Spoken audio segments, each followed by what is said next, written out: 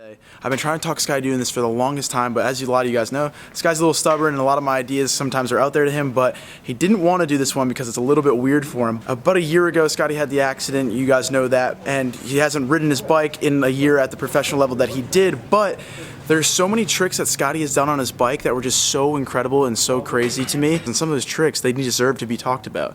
All right, so my favorite edit that Scotty ever put out was the Fox made for this edit. And probably one of the reasons it was my favorite is because I was actually there in the background watching him do it. And it was crazy to watch what goes into making one of these edits and goes into these tricks. But I finally talked him into wanting to do this video today. So he's gonna talk about some of the craziest tricks that he pulled in this edit. They're honestly so crazy that, and I want you guys to understand what was going through Scotty's mind and how Scotty felt when he pulled these tricks and put them out for the internet to see. See if you can live with it because that's a long time to have. You ready for this, dude? I'm ready for this. Ready? Yes, let's go out in the front, man. This is weird for me. It's a little weird. I don't want to come off as bragging at all. That's what I'm nervous about.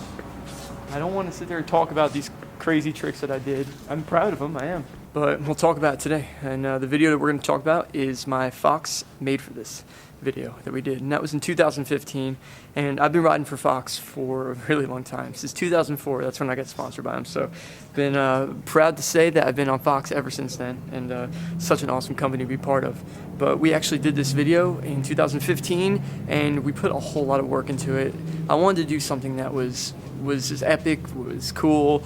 I wanted to do tricks that were relevant. I wanted to do tricks that were different than other people. I just kind of wanted to be me as a rider. So it all started, we started filming it at my place. I had the guys from Fox come and stay at my house, and we got straight to work, and we were riding nonstop every single day. And there was so many times during that video where I was just getting destroyed, just beaten up by trying the tricks. But I just knew how important it was to get this done, and we just kept on battling through it.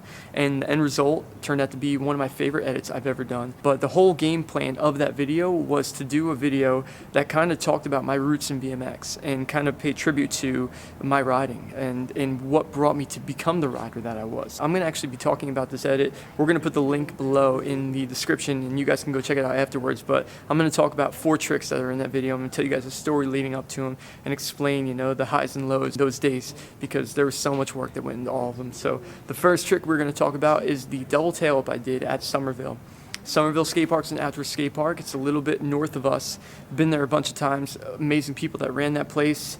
And there was a setup there that I saw, and I just knew I had to get involved on it. There's a spine that's inside the skate park, and there's an awning where it's almost like a lunch area, like a hangout area outside the skate park. There's a fence dividing it.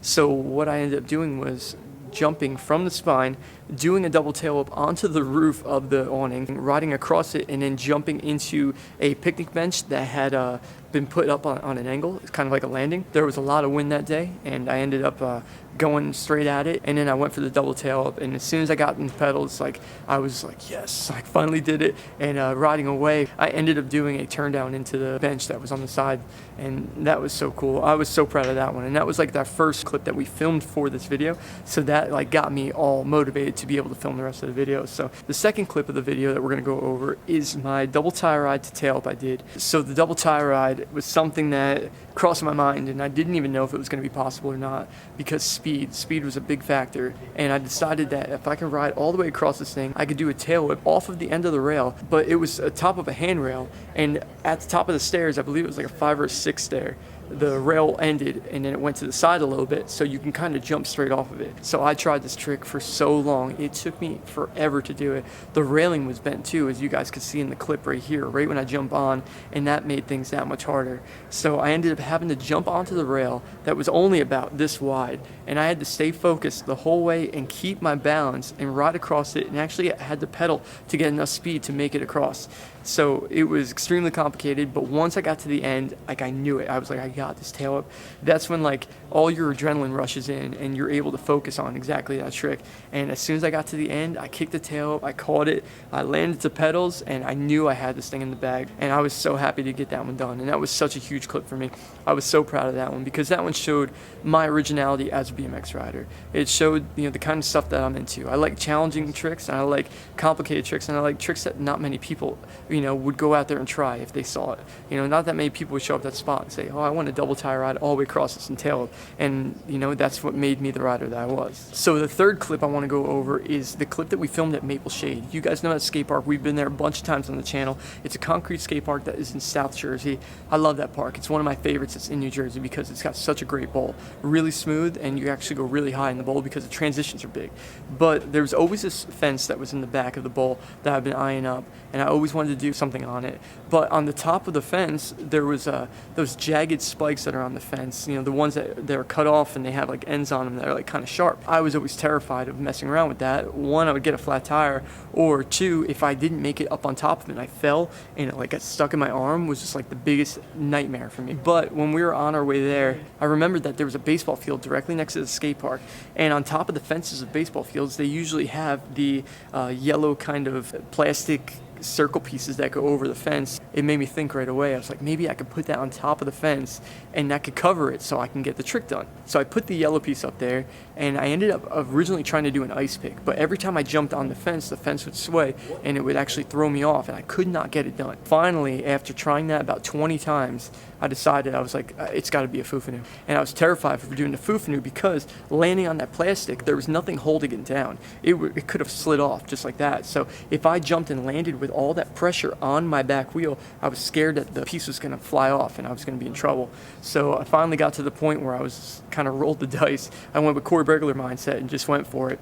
And I jumped on the fufanu, and as soon as I got on the fufanu, I knew I had it in the bag. I landed on it, and it bounced me perfectly into transition, and I finally landed the fufanu that I've been eyeing up for years, literally. So, and that was awesome because my 4 favorite clips were all at different places. One was at a skate park, the next one was on street, one was at a concrete skate park, and that leads us to the last one. Now, the last one was an original for me, and this was really important for me because I was the first person to ever do this one. It was a tire tap front flip. I actually did a Ride magazine cover, and this was it must have been 2006, and I ended up jumping onto this concrete wall and doing a tire tap to front flip and landing into the bank below, and that was like a huge deal for me, and a lot of people in BMX were pretty mind blown by that one too because it was so original. Nobody's ever done it before. But that leads us to my last trick that was in the made for this video. Something that I always wanted to do a trick on, but I just never knew what I was going to do. But when it came down to this video, I wanted to have an epic ending to it. I wanted to be as crazy as possible, and I wanted to showcase myself as a rider. So I ended up deciding to go in the back of the track where my bike shop is. I ended up going back there and bringing a kicker, this kicker that I had, this 6-foot kicker, and I brought it and I put it at the first jump on the other side of the fence. So what I did was decide to jump from the kicker over the fence onto the landing, and that set me up to go on to the next trick, which was going to be my final trick, the tire tap the front flip that was going to be over the first berm.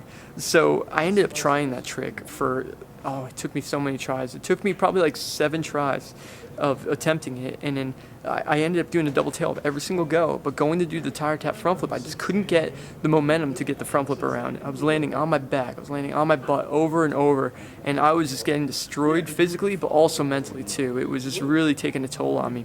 So it started downpouring, and then we actually left it alone. We went and got lunch, and after that, we went back there, and I was going to change the trick. I was going to end up doing a fufanu to ice pick to over on it, because I needed to get a trick done. I needed to get at least something done on this, and the front flip wasn't happening.